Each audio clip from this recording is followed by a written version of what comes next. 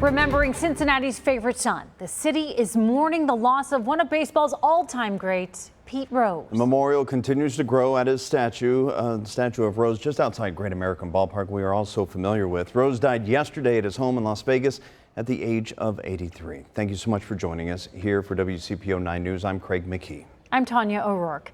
The Western Hills High School alum helped lead Cincinnati to 2 World Series titles. WCPO 9 News anchor Brett Baganski is live at Great American Ballpark to show us how Major League Baseball's hit king is being remembered tonight. Brett? And it has been remarkable over the last 24 hours, seeing many fans paying tribute to Pete Rose at his very statue here at the Great American Ballpark.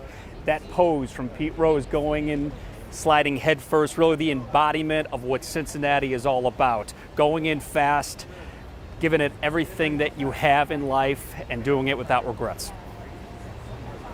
He wasn't actively trying to sell the car. The 1985 red Corvette, gifted to Pete Rose, becoming Major League Baseball's all-time hit king, is on display at Sports Investments in Montgomery. That's all I remember is the day we went to his house to pick it up, because it was the first time I met him, and that was pretty special. Adam Walter was a teenager when Rose sold the Corvette to his father. This card, he's by himself. This card, along with many more cards, are there. And this signed Pete Rose McGregor picture made out to Adam's father.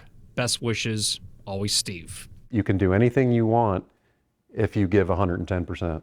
And Pete was, I can't think of another athlete that's even close to that. He was never the best player on his own youth baseball teams on the West Side. A guy from the west side of Cincinnati who always knew how to hustle. If you work hard, if you try hard, if you hustle, you can do anything. That is what Keith O'Brien tried to capture about Rose in his book, Charlie Hustle. I do believe we forgot why we ever rooted for him and why he ever mattered. He mattered to O'Brien, who also grew up in Cincinnati and spent 36 hours with Pete, going through the rise and fall of one of the greatest baseball players of all time. The structure of the story is almost the structure of a Greek tragedy. O'Brien said it was difficult getting Rose to open up about his troubles off the field. Those include the lifetime ban from baseball and allegations of sex with underage girls. But those very same qualities, his refusal to bend, his belief that he will prevail in the end, are the same reasons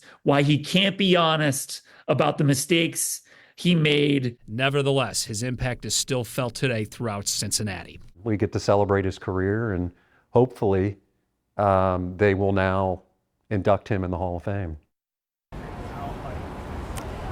And both men we spoke with really did admit that Pete Rose was a very flawed man, but also a very complicated man. But you can't take away some of his accolades here in the city, and just given the fact that multiple people are still coming here to pay tribute, really show his impact that they had on him for decades, but also the impact that he had here in the city of Cincinnati. We are live outside the Great American Ballpark tonight. Brett Baganski, WCPO 9 News. All right.